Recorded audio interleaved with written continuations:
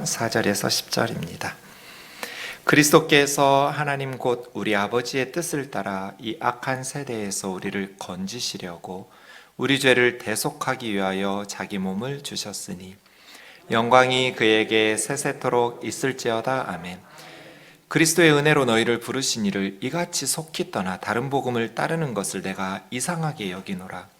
다른 복음은 없나니 다만 어떤 사람들이 너희를 교란하여 그리스도의 복음을 변하게 하려 함이라.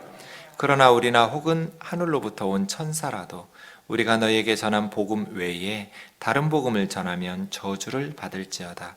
우리가 전에 말하였거니와 내가 지금 다시 말하노니 만일 누구든지 너희가 받은 것 외에 다른 복음을 전하면 저주를 받을지어다. 같이요. 이제 내가 사람들에게 좋게 하랴 하나님께 좋게 하랴 사람들에게 기쁨을 구하랴. 내가 지금까지 사람들의 기쁨을 구하였다면 그리스도의 종이 아니니라. 아멘. 자리에 앉으셔서 기도하겠습니다. 하나님 아버지, 우리에게 생명의 말씀을 밝혀주셔서 바른 믿음으로 주님을 섬기며 살아갈 수 있도록 인도하여 주옵소서. 미련하고 연약한 종을 주님 손에 맡기옵고 예수님의 이름으로 기도하옵나이다. 아멘. 오늘부터 3주 동안 갈라디아서 말씀을 묵상하도록 하겠습니다. 갈라디아서는 사도 바울이 갈라디아 지역에 있는 교회들에게 쓴 편지입니다. 갈라디아 지역이 어디인지 지도로 확인해 보겠습니다. 바울과 바나바 그리고 마가복음을 썼던 마가 요한 세 사람이 수리아에 있는 안디옥 교회에 파송을 받고 1차 선교 여행을 주후 46년, 47년에 걸쳐서 진행합니다. 먼저는 배를 타고 구브로 섬으로 가서 그 섬 사람들에게 복음을 전했고요.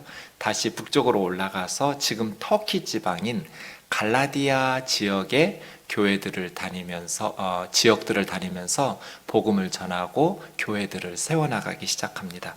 비시디아 안디옥, 이고니온, 루스드라, 더베 이렇게 내륙 지역으로 가면서 도시들마다 선교하고 교회를 세운 후에 왔던 길로 다시 돌아가면서 세워놓았던 교회들을 다시 말씀으로 양육하면서 안디옥 교회로 돌아가게 됩니다.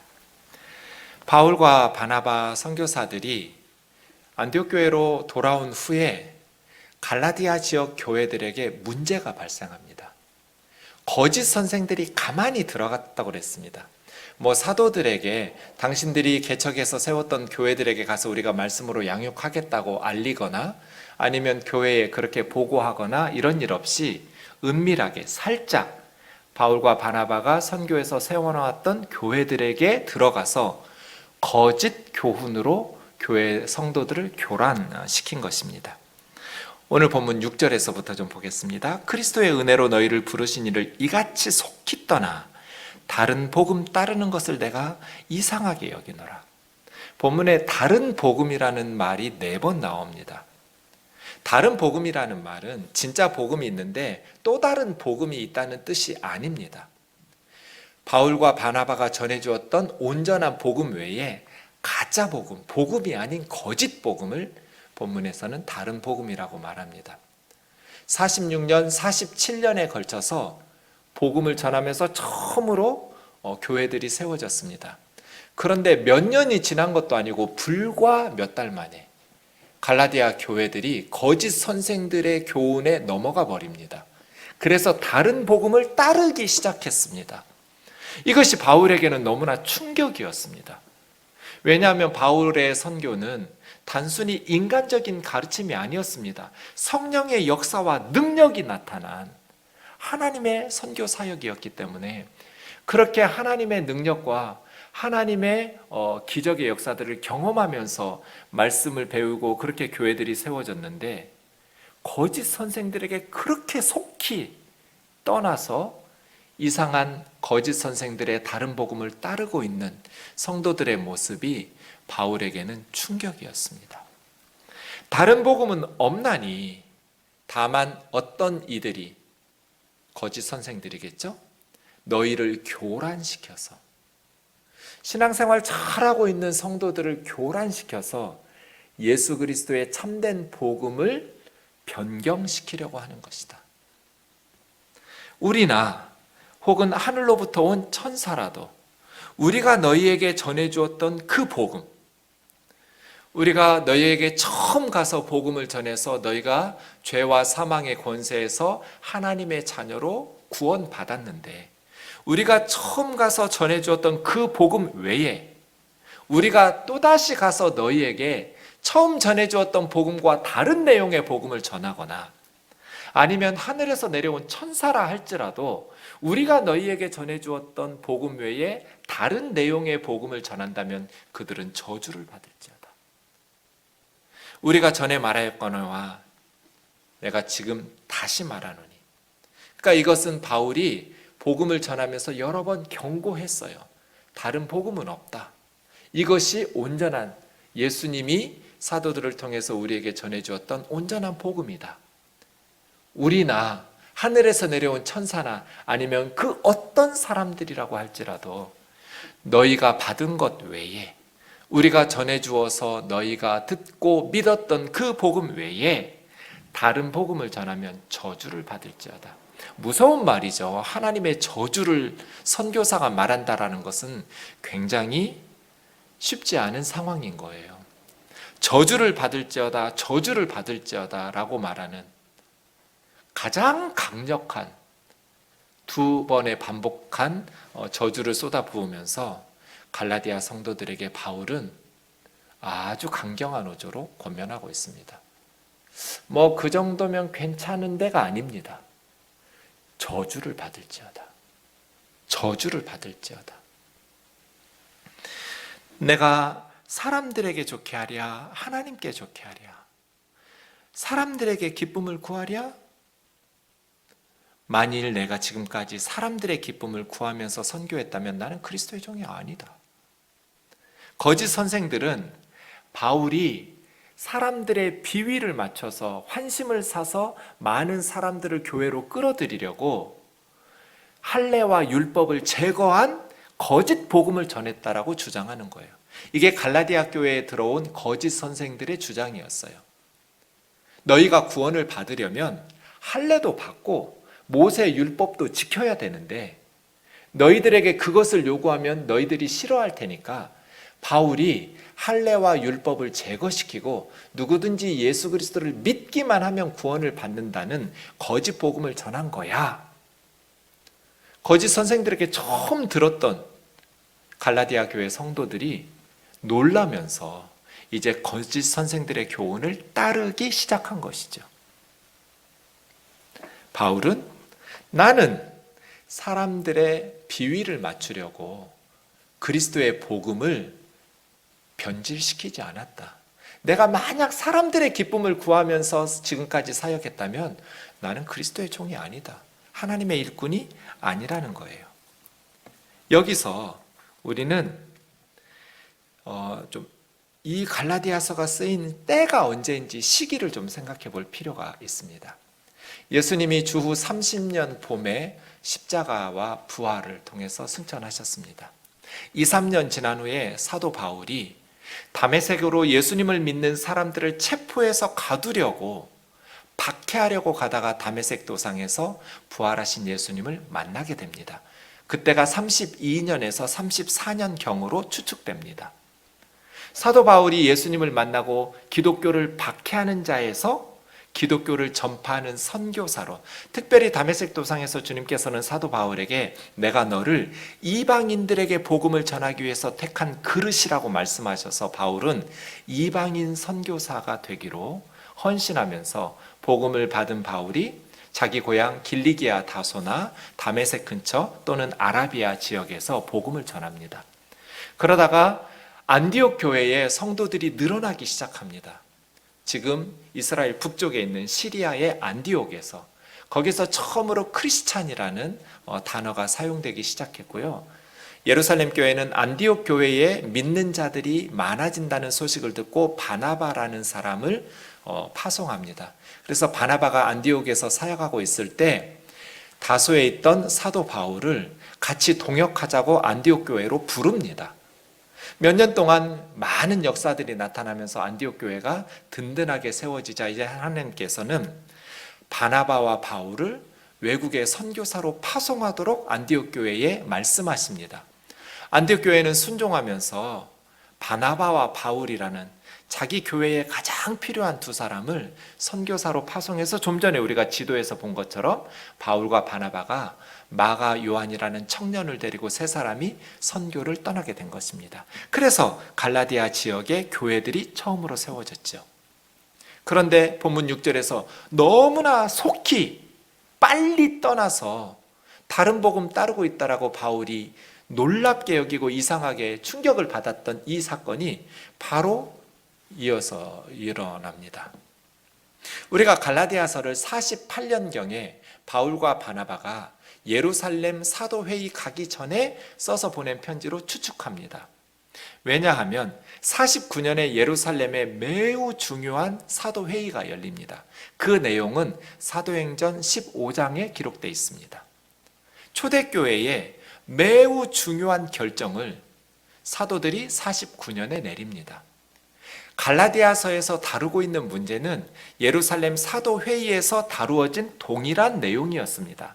만약에 갈라디아서가 사도회의 이후에 쓰였다면 바울은 예루살렘 사도들의 결정을 편지에다가 써서 넣었을 겁니다. 예루살렘에서 베드로도 요한도 야고보도 예루살렘의 사도들이 이렇게 결정했다라고 편지에 썼을 텐데 갈라디아서에는 예루살렘 사도회의 내용이 암시되어 있지 않습니다. 그래서 우리는 49년에 바울과 바나바가 예루살렘 사도회의에 가기 전에 48년경에 갈라디아서에 급하니까 갈라디아 교회들이 이렇게 강력한 어조의 메시지를 편지로 써서 갈라디아서를 보냈다라고 생각합니다. 예루살렘 사도회의 후에 50년에서 52년까지 2차 선교 여행을 바울과 바나바가 갈라져서 떠나게 됩니다. 바울은 실라와 함께, 바나바는 마가 요한과 함께. 그렇게 처음 갈라디아 지역 1차 때 했던 교회들을 다시 돌보고 이제는 유럽까지 넘어가면서 2차 선교 여행을 마무리하고 다시 돌아온 후에 53년에서 57년까지 3차 선교 여행을 또 떠납니다. 이렇게 바울의 선교팀은 3번에 걸쳐서 선교 여행을 떠나는데 3번 다 갈라디아 지역을 방문합니다. 이렇게 갈라디아 교회에 복음으로 세워놓았는데 그들이 거짓 선생들을 따르기 시작한 것입니다. 그러면 갈라디아 교회에 문제를 일으켰던, 그리고 그것이 예루살렘 사도회의의 중요한 의제가 되었던 내용은 무엇이었을까? 사도행전 15장으로 잠깐 살펴보겠습니다. 1절 보시면 어떤 사람들이 유대에서 내려와서 형제들을 가르치기 시작했습니다. 이방인 교회, 안디옥이랄지 갈라디아 지역 교회에 형제들을 가르치기 시작했는데 너희가, 바울아, 바나바야, 너희가 모세법대로 할례를 받지 아니하면 능히 구원을 받지 못하리라고 가르친 겁니다. 그래서 그들은 바리새파 출신 중에 크리스찬이 된 믿는 자들이었는데 바리새파 사람들은 특별히 율법 준수에 목숨 건 사람들이잖아요. 그 바리새파 출신 중에 예수님을 믿었던 사람들이 이방인들에게도 할례를 받게 하고 모세 율법을 지키라고 명령해야 된다. 그래서 이방인 교회에 문제가 발생합니다. 할례 받지 않으면 구원을 받을 수 없다. 모세 율법을 지키지 않으면 구원을 받을 수 없다. 음식을 골라 먹는 음식법이라든지 안식일을 지키고 유월절을 지키고 그런 절기들을 지키지 않으면 구원을 받을 수 없다라고 가르치기 시작한 거예요. 그래서 2절에 보면 바울과 바나바와 그 유대로부터 내려왔던 그 바리새파 출신의 그리스도인들과 적지 않은 다툼과 변론이 일어납니다. 엄청난 논쟁이 시작되는 거예요. 이방인 교회들에서. 그래서 어떻게 결정했냐면 예루살렘에 있는 사도들과 장로들에게 보내자. 그래서 예루살렘의 사도들과 장로들이 이 문제에 대해서 뭐라고 대답하는지 듣게 하자 해서 예루살렘에 바울과 바나바가 오게 됩니다. 그리고 그 바리새파 출신의 유대인들도 예루살렘에 와서 사도들과 장로들과 함께 많은 변론을 내린 후에 두 사람이 결론을 내리는데 베드로와 예수님의 동생 야고보입니다. 이것이 예루살렘 사도회의예요. 그러니까 예루살렘 사도회의가 거짓 선생들의 율법을 지키고 할례를 받지 않으면 아무리 예수를 믿어도 구원받을 수 없다라는 가르침에서 시작된 거예요. 베드로가 말합니다. 마음을 아시는 하나님이 우리 유대인들에게와 똑같이 이방인 그들에게도 성령을 부어주셔서 예수 그리스도를 증언하셨다. 그들이 믿음으로 그들의 마음을 깨끗하게 하시고 이방인들인 그들이나 유대인들인 우리나 하나님은 차별하지 않으셨다. 그런데 지금 너희가 어찌하여 하나님을 시험하면서 우리 조상들도 지키지 못하고 우리들도 능히 지키지 못하는 이 율법을 이방인 제자들에게 지키라고 요구하냐는 거예요. 우리 조상들이 율법의 멍에를 다 맸냐는 거예요. 우리들이 예수님 믿고 사도이고 크리스찬이었지만 우리 유대인 그리스도인들이 모세 율법을 다 지키고 있느냐는 거예요.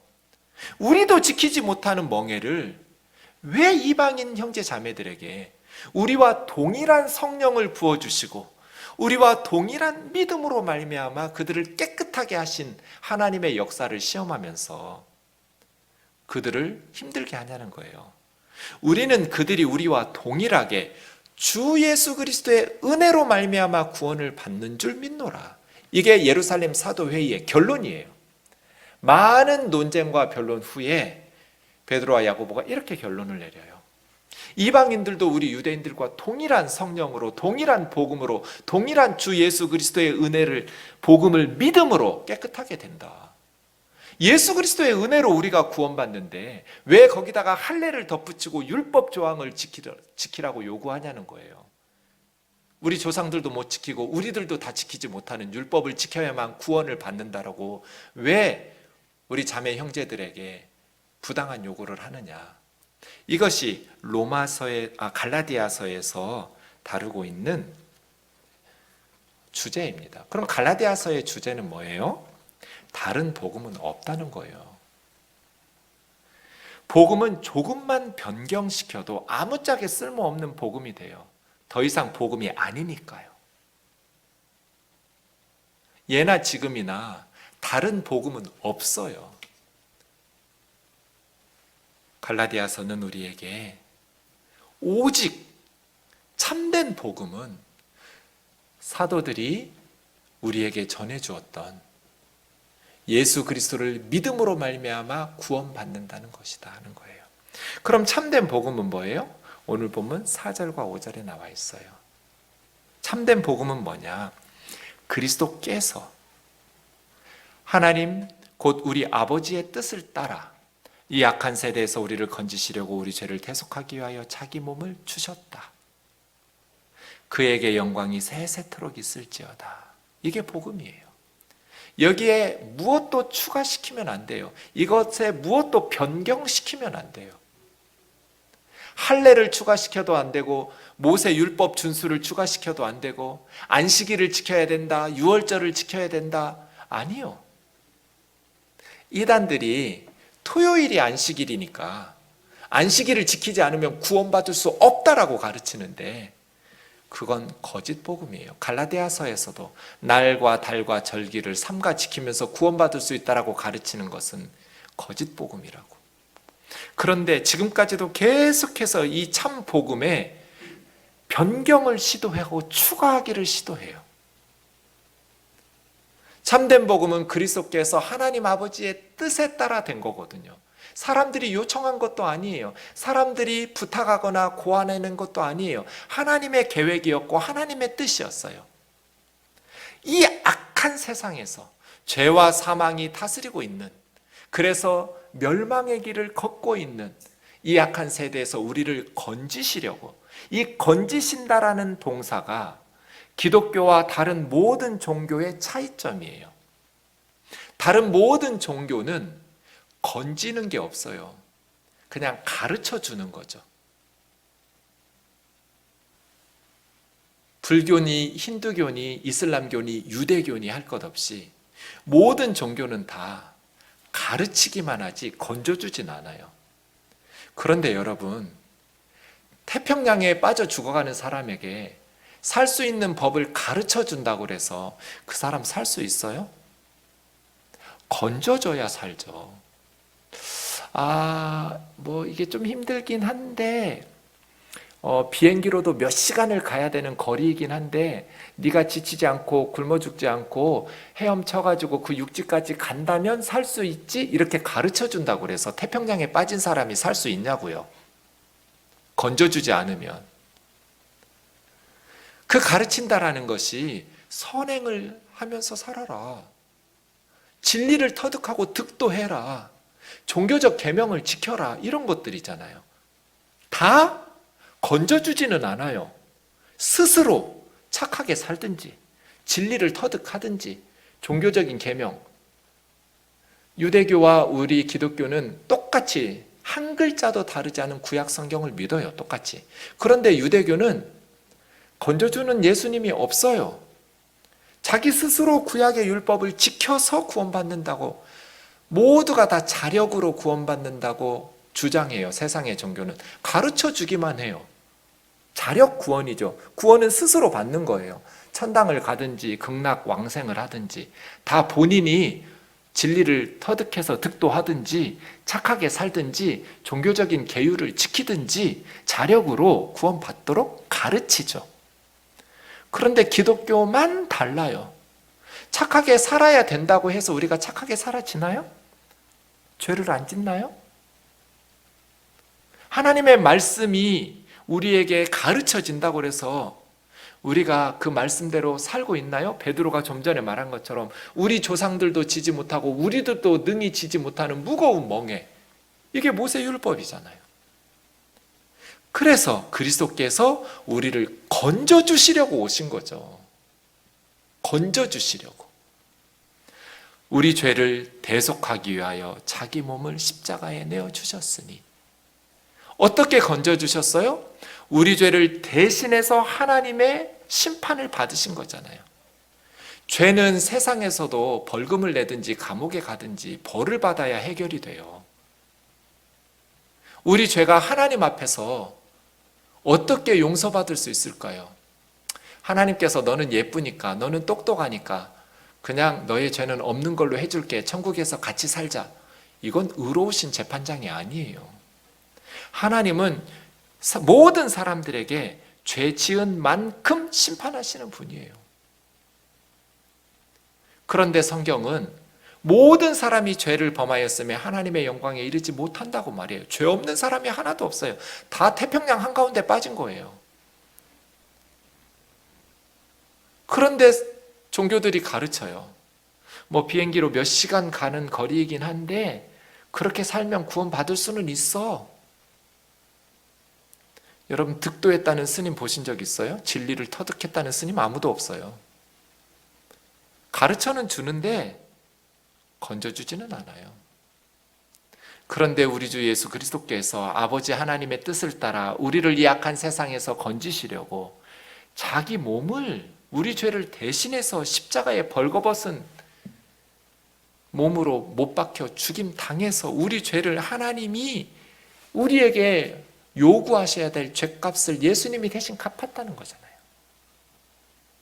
이게 주 예수 그리스도의 은혜예요. 하나님께서는 그리스도의 은혜로 우리를 부르셨어요. 그 복음을 바울과 바나바가 전했어요. 갈라디아 성도들이 예수님을 믿음으로 기쁘게 성령 안에서 신앙생활하면서 천국길을 가고 있었어요. 그런데 얼마 후에 거짓 선생들이 가만히 갈라디아 교회에 들어와서 교회들마다 쑤시고 다니면서 할례 받지 않으면 너희 구원받을 수 없다, 모세율법 지키지 않으면 구원받을 수 없다라고 가르치니까 성도들이 다 거짓 선생들을 따라가기 시작한 거예요. 다른 복음은 없다, 너희를 교란시켜서 자기를 추종하게 만들려는 것뿐이다. 사랑하는 자매 형제 여러분, 참된 복음이 무엇입니까? 우리의 죄와 우리의 허물 때문에 하나님의 진노받아 마땅한 우리를 하나님께서 사랑하셔서 우리 죄를 대신하여 우리 주 예수 그리스도를 십자가에 내어주셨다는 거잖아요. 예수님이 내 죄 때문에 십자가에서 하나님의 벌을 받았어요. 그런데 우리가 하나님 앞에 갔을 때 네 죄값을 받으라고 요구하신다면, 내 죄는 이미 예수님이 다 치러냈는데 내 죄에 대해서 이중으로 처벌을 요구하시는 거예요. 그건 옳지 않아요. 하나님의 법에 맞지 않아요. 이미 죄값을 받았는데 하나님이 나에게 또 받으라고 요구하는 것은 동일한 죄에 대해서 이중 처벌이거든요. 그런 재판장은 세상에서도 옳지 않다고 말해요. 그래서 하나님께서는 우리에게 약속에 말씀하신 대로 모든 사람이 죄를 범하였지만 하나님께서 그 사람들을 너무너무 사랑하시니까 다른 방법이 없어요. 하나님에게는 쓸 수 있는 카드가 한 장밖에는 없어요. 죄 없는 하나님의 아들 예수 그리스도를 사람의 모양으로 보내셔서 모든 세상 사람들의 죄를 예수님에게 덮어 씌워서 하나님께서 십자가에서 못 박아서 저주하시고 죄값을 치르게 하신 거잖아요. 예수님은 그 하나님의 뜻에 순종하시면서 자기 몸을 내어주신 거잖아요. 이런 방식으로 우리를 건지신 거잖아요. 인간이 한 게 아무것도 없어요. 할례는 포경수술인데 할례를 행한 것도 아니고 뭐 음식을 골라 먹는 음식법의 율법을 지킨 것도 아니고 날짜를 골라 지켜가는 어떤 안식일법이나 절기법을 지켜서 구원받는 것도 아니에요. 십계명이나 이러한 선행을 통해서 구원받는 것도 아니에요. 오직 그리스도의 은혜로 너희를 하나님의 자녀로 부르시고 하나님의 백성으로 부르셨어요. 그 하나님의 은혜를 이렇게도 속히 떠나서 다른 복음 따르는 것은 있을 수 없는 일인데 어떻게 그러게도 빨리 거짓 선생들에게 미혹을 당하냔 말이에요. 갈라디아서 2장 16절 우리 같이 읽겠습니다. 시작. 사람이 의롭게 되는 것은 율법의 행위로 말미암음이 아니요 오직 예수 그리스도를 믿음으로 말미암는 줄 알므로 우리도 그리스도 예수를 믿나니 이는 우리가 율법의 행위로서가 아니고 그리스도를 믿음으로써 의롭다함을 얻으려 함이라. 율법의 행위로서는 의롭다함을 얻을 육체가 없느니라. 나는 유대인이고 이미 할례 받았고 어려서부터 율법대로 살았던 유대인이지만 나 유대인도 너희 이방인들과 똑같이 사람이 의롭게 되는 것은 할례받고 율법을 준수하는 율법 행위로 되는 것이 아니고 오직 예수 그리스도를 믿음으로 말미암아 의롭게 된다라는 것을 알기 때문에 유대인인 우리 선교사들도 예수 그리스도를 믿는다.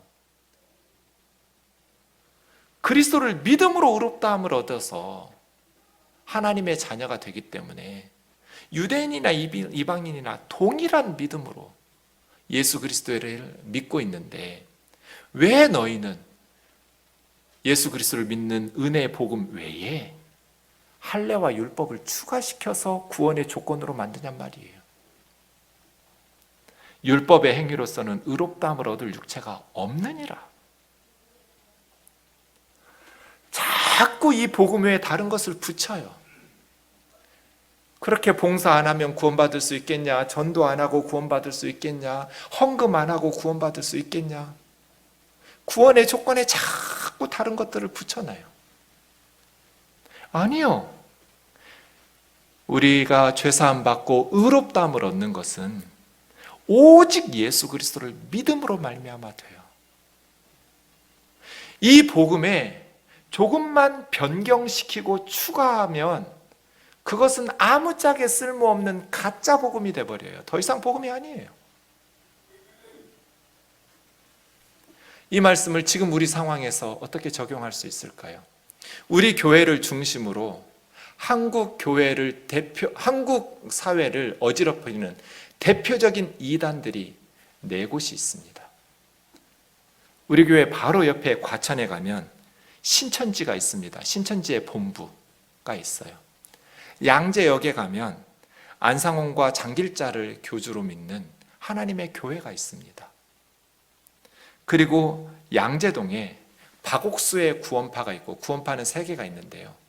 박옥수 계열의 구원파가 바로 옆에 있고요. 양재동에 구인회를 몇십 년 전에 죽었는데 구인회를 성령으로 믿는 초막절 교회가 여기 양재 도서관 바로 앞에 양재천변에 있습니다. 이렇게 다른 복음을 가르치는 거짓 선생들이 주로 교회 다니고 있는 성도들 교회를 가가호호 방문하여 전도하면서 멸망의 길로 끌고 가고 있습니다. 바울은 그들에게 저주가 있을지어다, 저주가 있을지어다라고 선포할 겁니다. 이들의 교리는 무엇이 잘못되었을까? 그래서 다른 복음이라고, 이단이라고 말하는가? 여러분, 1884년에 알렌이라는 의사 평신도가 한국에 와서 재중원에서 복음을 전하기 시작합니다. 그 이듬해인 1885년에 언더우드와 아펜젤러가 한국에 와서 복음을 전합니다. 놀랍게 그 이후로 선교사들이 조선 땅에 오면서 복음의 열매들이 맺히기 시작합니다. 1903년 원산에 대부흥운동이 일어나고 1907년 평양에 대부흥운동이 일어납니다. 6.25 이전에는 서북지역, 황해도와 평안도 지역의 그리스도인들이 전체 한반도의 70% 이상이었습니다. 6.25 이후에, 1.4후퇴 이후에 북쪽에서 믿는 성도들이 남쪽으로 내려와서 영락교회, 충현교회 같이 세우면서 많은 그리스도인들이 남쪽에도 늘어났지요. 그 이전에는 서울 지역에 조금 있고 전라도 지역과 충청도 지역에 조금 그리스도인들이 있었는데 남쪽 지역을 다 합하면 30%가 안 됐습니다. 경상도 지역은 거의 복음화가 되지 않았던 시절입니다. 여러분, 서북 지역에 원산과 철산과 평양의 대부흥운동, 성령의 역사가 일어났습니다. 사탄은 뭐하고 있을까요? 가만히 있을 리가 없잖아요. 초대교회에 성령의 역사가 일어났습니다. 사탄이 뭐 했습니까? 외적으로는 로마 제국에 박해가 있었습니다. 그러나 외부적인 박해보다 더 위험한 것은 오늘 갈라디아서에서 말한 것처럼 교회 내부에서 일어난 거짓 선생들의 교리적 공격, 내부적인 타락을, 이단의 거짓 가르침을 사탄은 사용하고 있습니다. 우리 한국 초대교회도 마찬가지입니다. 성령의 역사가 일어났습니다. 그랬더니 원산과 철산, 평양에 거짓 사탄의 역사가, 외적인 일제강점기여서 박해도 있었지만 내부적인 이단들이 발생하기 시작합니다. 처음으로 이단이 시작된 것을 우리는 1910년대로 봅니다. 1917년 이순화라는 할머니로 봅니다. 정도교라는 이 이순화 할머니는 대천주, 주님으로 불리면서 400여 명의 신도를 끌고 계룡산으로 갑니다. 그때부터 계룡산이 이단들의 성지가 됩니다. 계룡산에서 주님으로 불리면서 신비주의적인, 주님이 자기에게 임해서 말씀하신다고 하면서 이제 자기가 주님이 돼버린 거예요, 이 할머니가. 그러면서 나중에는 종교 혼합주의로 퍼져서 기독교 이단으로 시작했는데 종교 혼합주의로 넘어가면서 자기가 교주가 됩니다. 1920년대에 중요한 두 할머니가 등장합니다. 1920년대면 평양신학교가 시작되면서 목회자들이 이제는 선교사들과 함께 토착적인 교회들이 목회가 시작하던 그런 시기입니다. 그런데 철산의 성주교회, 원산의 예수교회, 대부흥운동이 일어났던 곳들입니다. 그곳에 기도를 많이 하던 여성들, 김성도 할머니와 유명화 할머니가 등장하기 시작합니다. 지금까지 한국을 고통스럽게 하는 이단들의 뿌리는 이 두 여성에게서 시작됩니다. 김성도 할머니는 자기를 새 주님이라고 불러서 새주파라고 부릅니다. 기도도 새 주님의 이름으로 기도합니다. 아멘. 이렇게 끝납니다. 안상홍님의 이름으로 기도합니다. 아멘 하고 하나님의 교회 신도들이 기도하는 것과 같습니다. 이 성주의 새주파 김성도 할머니는 당연히 신학을 안 했습니다. 여성들이니까요. 그 시대에는. 김성도 할머니는 두 가지 중요한 교리를 만들어냅니다. 하나님의 영이 자기에게 임해서 자기가 이제 주님이 된 겁니다. 직통계시를 받는 거죠. 진짜 성령의 역사, 원산 대부흥운동과 평양 대부흥운동을 강타했던 참된 성령의 역사는 자기를 회개하면서 거룩하게 살게 하고 오직 예수 그리스도를 높이면서 하나님을 찬송하는 삶으로 변화시키는 부흥이었습니다. 그런데 가짜 성령의 역사, 이 김성도와 유명화를 시작하는 이 거짓 성령의 역사는 자기 자신을 높이면서 윤리적으로 타락하고 특히 성적으로 타락하고 성도들의 재산을 강탈하는, 재정적으로 타락하면서 성적 타락과 윤리적인 타락, 또 성도들의 재산을 갈취하는 이러한 타락으로서 자기 자신을 교주로, 재림예수로, 보혜사, 성령으로 높인다는 차이점이 있습니다. 우리 우면동교회 참된 성령의 부흥의 역사가 이르기를 원합니다. 우리 우면동교회 참된 성령의 역사가 임하면 어떻게 되겠습니까? 우리가 우리 죄를 회개하면서 하나님의 말씀인 성경에 순종하고 예수 그리스도를 높이면서 살게 될 겁니다. 그런데 거짓 성령의 역사가 나타나면 어떻게 될까요? 인간을 신격화하면서 윤리적으로 타락하면서 거짓 메시지, 이것이 갈라디아 교회에 다른 복음, 가짜 복음이 들어간 것과 같습니다. 이 김성도 할머니는 두 가지 잘못을 저지르는데, 첫 번째는 원죄의 개념을 바꿉니다. 원죄란 하와와 아담이 선악과라는 열매를 따먹은 게 아니다. 루시퍼라는 사탄이 뱀이 돼가지고 이 뱀이 하와하고 성관계를 맺은 거다. 성적인 타락이 원죄다. 그래서 아담과 하와가 자기 치부를 가리지 않냐, 성적인 범죄를 저지른 거다. 그 이후로 모든 인간은 사탄의 피가 흐른다. 그러면 거룩해져서 구원받으려면 어떻게 해야겠어요?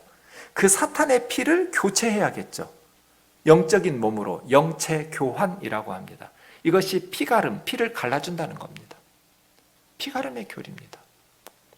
원죄의 개념이 바뀌고, 두 번째는 재림의 개념을 바꿉니다. 재림이란 예수님께서 구름 타시고 하늘에서 내려오시는 것이 아니고 영이 내려오는 거다. 인간의 몸에 예수님의 영이 임하는 것이다. 이것이 재림이다. 그런데 그 인간의 몸은 여인의 몸에서 태어날 것이고 한국에서 태어난다. 한국이 그래서 전 세계 종교의 성지가 될 것이다. 장차 여인의 몸에서 한국에서 한 남자가 태어날 건데 그 육체에 예수의 영이 임하는 것이 재림이다. 원죄와 재림의 개념을 이 김성도 세주파가, 이 세주파는 엄청난 교세를 자랑합니다. 또 하나 유명하라는 여인이 기도를 많이 하면서 영역을 받습니다. 그래서 주님이 친히 자기에게 임했다, 친님했다라고 말하면서 주님의 영이 임했으니까 자기 말이 예수님의 말이 되고 자기가 예수가 되겠죠. 이런 교주가 됩니다. 입신에서 천국을 보고 방언을 하고 병자를 고치는 사탄의 역사가 일어나니까 기적들이 나타나죠. 그런데 문제는 이 유명하라는 여인에게 평양신학교와 감리교신학교를 나왔던 많은 정상적인 목사들이 그 앞에 무릎을 꿇습니다. 1920년대에 가장 한반도에 유명했던 목사는 이용도입니다. 이용도 목사는 8시간씩 설교하고 서너 시간씩 설교 안 하고 강대상에서 울기만 해도 성도들이 다 눈물로 회개하는 엄청난 가는 곳마다 부흥을 일으켰던 부흥사입니다. 그런데 유명화의 그 영적인 기세 앞에 이용도가 무릎을 꿇습니다. 그런데 이용도는 30대 초반에 일찍 죽습니다. 이 김성도와 유명화의 신비주의적인 영적인 능력, 성령의 역사를 우리의 삶을 거룩하고 말씀에 순종하면서 주님께 영광 돌리는 우리의 삶을 거룩하게 만드는 것이 아니라 성령의 역사를 능력과 은사로만 해석하면서 기적의 방언과 치유와 많은 목사들이 그런 능력도 자기가 좀 받기를 원하니까 이 여성들에게 무릎 꿇고 그들에게 안수받고 하면서 한국교회 이단들이 시작됩니다. 1920년대부터. 그 중에 대표적인 사람이 백남주와 김백문입니다. 이 사람들은 엘리트입니다. 외국 유학도 다녀온 그러한 엘리트들인데 백남주는 평양신학교 출신 목사예요. 그런데 이 백남주가 이 김성도와 유명화에게 은혜를 받고 목사가 신학을 하지도 않은 할머니들을 따라다녀요. 그러면서 이 백남주는 원산에 신학산이라는 것을 세웁니다. 그래서 많은 신도들에게 능력으로, 그런데 이런 식이에요. 3세대론을 주장해요. 구약, 신약. 지금은 이제 김백문이 성약이라고, 구약, 신약, 성약 이런 식으로 3세대를 나누는데요. 이 백남주는 구약, 신약, 새 생명의 길 시대, 지금은 새 생명의 길 시대이고, 내가, 구약에는 성부 하나님이, 신약에는 성자 예수님이, 지금은 내가 하나님이라는 거예요. 이게 백남주의 주장이에요. 백남주는 그대로 김성도의 세주파의 신앙을 가집니다. 원죄는 성적인 타락이다. 나를 통해서 깨끗하게 된다. 피가름을 해야 된다. 재림은 예수의 영이 육체에 임하는데 나에게 임한다. 김백문이라는 사람은 그 거짓 이단들의 다른 복음을 성문화합니다. 그래서 성신신학 기독교 근본 원리라는 책들을 써내면서 이제 김성도의 세주파의 두 가지 교리를 문헌으로 정리를 합니다. 인간의 타락과 죄는 성적인 범죄다. 그래서 피를 교체해야 된다. 그리고 언젠가 한국에 육체로 재림 예수가 오고 예수님의 영이 그 사람에게 들어갈 것이다. 그 김백문의 주장에 내가 바로 그 남자다라고 주장하는 사람들이 나타나는데 박태선과 문선명입니다. 한국의 이단은 박태선의 전도관, 나중에 이제 박태선이 천부, 자기가 하늘의 아버지라고 천부라고 하는데요. 박태선 계열이거나 통일교회 문선명 계열입니다. 이 피가름을 실제로 실행한 사람이 정득은이라는 여자입니다. 삼각산기도원을 세웠다. 정득은 할머니는 실제로 박태선의 집에서 난잡한 성행위로 자기 피를, 그러니 성병이 생길 거잖아요. 그래서 자기 딸이 신고해서 언론에 드러나게 됩니다. 정득은의 죄가. 많은 사람들이 떠났지만 박태선과 문선명은 피가름의 교리, 자기들이 재림 예수고 보혜사 성령이기 때문에 자기들과 이 더러운 짓을 해야 피가 깨끗해져서 구원받는다. 이게 통일교입니다. 이게 천부교예요. 성경 어디에 이런 가르침이 있는가 말이에요. 다른 복음이에요. 가짜 복음이에요. 그런데 사탄의 역사를 통해서 기적들이 나타나요. 또 신도들이 전 재산을 바치면서 열성적으로 그 일에 자신의 삶을 바쳐버리니까 많은 열매들이 보이는 것 같아요. 사탄은 천사를 가장하듯이, 이리가 양의 탈을 쓰고 오듯이 세계 평화를 이야기하고 또 사회 구제를 이야기하고 고아원을 설립하고 양로원을 세워가면서 선한 일들을 한다고 하는 것이 지금까지 신천지나 하나님의 교회나 똑같이 이루고 있어요. 그 박태선의 신도로 따르다가 김종규라는 사람, 유재열이라는 사람이 자기의 종교를 새롭게 만들어냅니다. 상도동에다가 김종규는 호생기도원을 세웁니다. 많은 기적의 역사들이 나타나니까 많은 신도들이 따르는 중 유재열이라는 학생이 어머니 따라 기도원에 갑니다. 유재열은 기계체조 선수였는데 어머니가 중국어 방언을 받습니다. 그러니까 자기 아들이 일본에 전지훈련을 가야 되는데 일본어 방언을 받으면 좋을 것 같아서 아들을 방언받게 하려고 호생기도원에 데려갔는데, 나중에는 김종규가 여신도와 성적인 범죄를 저질러서 쫓겨납니다. 그러자 17살이었던 유재열이 새로운 어린 종이 되면서 장막성전을 여기 과천 청계산 쪽에 세우면서 새로운 교주가 됩니다. 이 유재열은 많은 신도들에게 1969년 11월 1일에 종말이 온다. 우리 장막성전에 오는 사람들만 구원받고 나머지 세상은 다 불바다가 될 거다. 유황불의 심판을 받을 거다.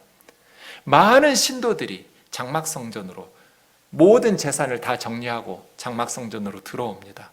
5천여 명이 모여서 집단 생활을 하기 시작합니다. 그런데 그 막대한 신도들의 헌금으로 유재열은 쾌락하는 데 탕진하고 몇백만 원씩 몇천만 원씩 사용합니다. 청계산에 모였던 신도들 20명 이상이 굶어 죽었습니다. 먹을 것이 없어서 신도들은 굶어 죽는데 그 헌금을 거의 강탈하듯 해가지고 유재열은 유흥비로 사용해서 나중에는 신도들에게 고발을 당해서 1969년 11월 1일이 됐는데 재림 지구 종말이 안 왔어요. 그래서 고발을 당해서 감옥에 갑니다. 그 유재열이 가수 싸이의 장인입니다. 유재열은 감옥에서 나와서 미국으로 갔다가 지금 다시 한국에 와서 엄청난 부를 누리면서 사업을 하고 있습니다. 그 유재열이 거짓 사기꾼이라고 고발했던 신도 중에 한 사람이 신천지의 교주인 이만희입니다. 그러니까 김종균이 유재열이니 구인애니 이만희니 다 박태선의 부하 똘마니 역할을 했던 신도들이 교주가 되어서 내가 보혜사 성령이고 삼시대론을 그대로 따릅니다. 구약 여호와 하나님 시대, 신약 성자 예수님 시대, 지금 성약 나, 그것이 유재열이 되고 이만희가 되고 구인애가 되고 안상홍이 되고 다 그런 겁니다. 이것은 다 1920년대 세주파인 김성도와 유명화에게서부터 계속해서 이어졌던 박태선과 문선명을 거쳐서 지금까지 이어져 내려왔던 것입니다. 우리 도서관 앞에 있는 초막절교회 구인회도 똑같습니다. 내가 재림 예수다. 내가 보혜사 성령이다. 예수의 영이 나에게 임했다. 초막절교회도 그렇습니다. 수십 년 전에 죽었는데 아직도 저기 모여가지고 매주 양재동에 전도하고 다녀요. 재림 예수를 믿으라고. 이미 죽어서 돌아오지도 못하는 재림 예수 구인회를 믿으라고. 문선명의 제자로 정명석 JMS가 있었고, 아예 그냥 피를 가르는 게 아니라 황국주 같은 사람은 나는 내 목을 어느 날 치셨다 주님이. 그래서 예수님의 목을 내 목에다가 바꿔치기. 이게 목가름입니다. 예수의 목이 나에게로 왔다. 내가 재림 예수다. 안상홍과 장길자 하나님의 교회는 구원 안식교회에서 나왔습니다. 안식일을 지켜야 토요일에 쉬면서 예배드려야 구원받는다는 안식교도 이단입니다. 시한부 종말론을 주장했던 안상홍은 1985년에 식당에서 국수 먹다가 죽습니다. 급체해서. 죽을 때 1988년에 서울올림픽 할 때 재림한다고 하고 죽습니다. 우리는 올림픽 한다고 할 때 수천 명의 하나님의 교회 신도들, 안상홍 증인의 신도들은 재림 안상홍님을 기다리고 있었습니다. 그런데 이미 3년 전에 무덤에 묻힌 안상홍, 지옥에 있는 안상홍이 어떻게 와요? 재림이 불발됩니다. 그러면 끝나야 되는데, 어리석음을 깨닫고 돌이켜야 되는데, 신랑이 더디옴으로 다 졸며 잘세, 연기됐다고 거짓말하는 책을 만들어내면서 지금은 장길자라는 안상홍의 둘째 부인을 하나님 어머니로 섬깁니다. 장길자는 원래 안상홍이 이게 다 교회라고 말하고 또 목사라고 말하니까 혼란스럽습니다. 안 믿는 사람들은 구분이 어렵죠. 목사가 아닌데 목사라고 하니까요. 안상홍 목사가 교회를 할 때 장길자는 여집사였습니다. 아이 둘이나 있는 가정 있는 주부였어요. 남편은 외국에서 고생하면서 돈 벌어온, 해외에서 돈 벌어와서 한국에 와봤더니 자기 와이프가 무슨 목사라는 안상홍하고 일주일씩 둘이 전도여행 다녀요. 그걸 누가 용납하겠어요? 아무리 설득하고 싸움을 해도 부부싸움으로 해결이 안 돼요. 결국 장길자는 자기 남편과 이혼하고, 그러니까 안상홍과 장길자는 불륜을 저질러서 재혼을 한, 안상홍도 가정이 있는 60대 할아버지였고 장길자는 가정이 있는 아이가 둘이나 있는 40대 초반의 여집사였는데 그 둘이 불륜을 저지르면서 안상홍이 죽자 장길자가 지금 하나님 어머니가 돼 있어요. 그래서 하나님의 교회 신도들은 구약의 여호와, 신약의 예수, 지금 안상홍 보혜사 성령과 그의 신부인 장길자 어머니 하나님을 믿지 않으면 구원을 받을 수 없다, 이렇게 가르쳐요. 거짓 복음, 다른 복음, 저주를 받을지어다, 저주를 받을지어다. 교회 다니는 교패 붙은 성도들 집집마다 돌아다니면서 성도들을 미혹해서 멸망의 길로 끌고 가고 있어요.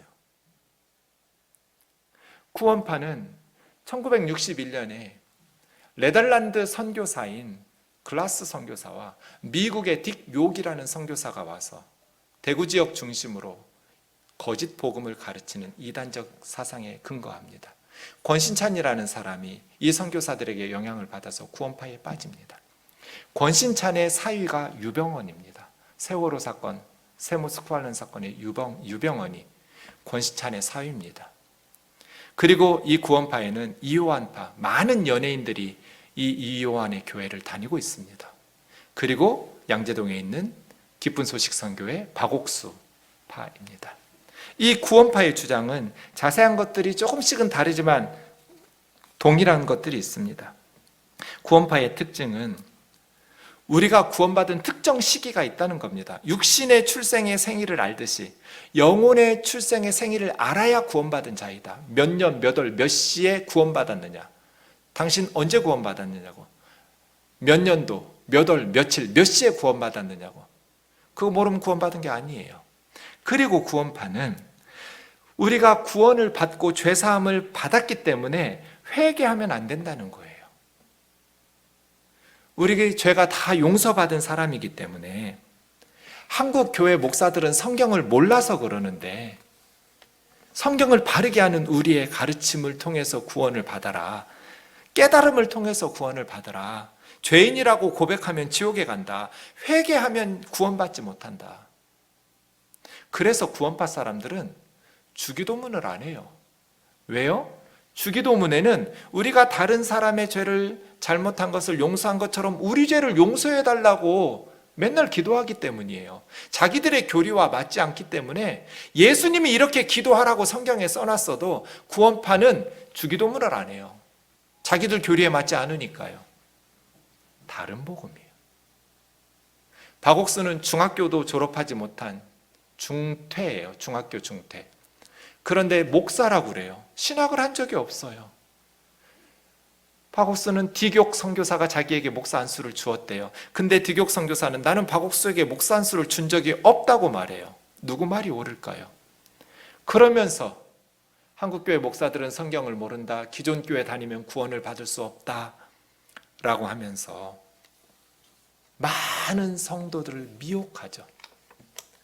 구원파 다니는 성도들은 다 거룩하고 의롭게 성화돼서 이제 죄를 안 짓고 회개할 필요가 없나요? 성화가 필요 없는 사람들인가요? 제 주변의 구원파 사람들은 겉으로는 그렇게 행복한 척하지만 너무너무 골마 터졌던데 삶이 너무너무 악하던데요. 사랑하는 자매 형제 여러분, 지금 저와 여러분을 미혹하는 거짓 선생들이 득세하고 있습니다.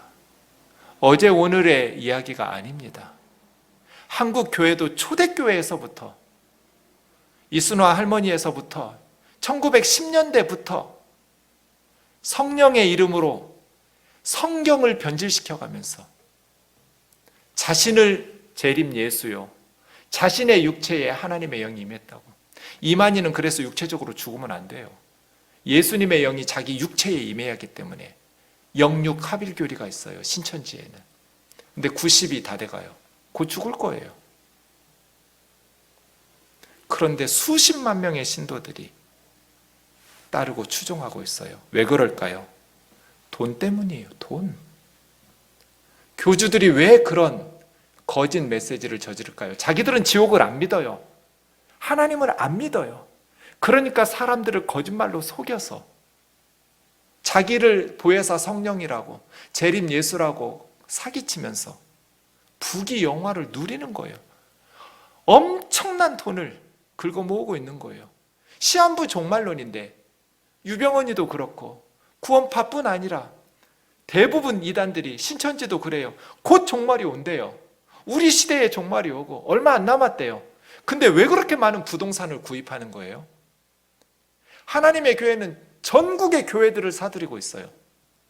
왜 교회들이 이단에게 건물을 파냔 말이에요. 하나님의 교회로 바뀐 교회 예배당들이 너무나 많아요. 전국에. 곧 재림이 되는데, 곧 지구 종말이 오는데 왜 그렇게 많은 부동산 건물들을 사들이냐고요. 이단들은. 말이 안 되잖아요. 피가름이라는 교리로 여신도들, 이쁜 여성도들만 성폭행하고 윤간을 하면서 그렇게 추악한, 입에 담을 수도 없는 범죄를 지금도 저지르고 있어요. 우리 가족들이 그런 희생을 당한다면 우리는 어떻게 살겠어요? 바른 복음을 전하는 것, 바르게 성경을 해석해서 바르게 순종하면서 바르게 믿음을 지켜가면서 사는 것, 이것이 생명보다도 소중합니다. 주님은 누가복음 21장 8절에서 경고하셨습니다. 미혹을 받지 않도록 주의해라. 마태복음에서도 마가복음에서도 주님은 많은 사람이 두 가지로 너희를 미혹할 거다. 내 이름으로 와서 내가 재림 예수라고 할 거다. 두 번째, 종말의 때가 가까이 왔다고 하면서 너희를 미혹할 거다. 그들을 따르지 마라. 내가 재림 예수라고 말하는 자들을 따르지 마라. 내가 보혜사 성령이라고 말하는 자들 따르지 마라. 재림이 가까웠다, 종말이 가까웠다고 말하는 자들 따르지 마라. 계시록 1장 20절에 보면 교회를 촛대라고 그랬습니다.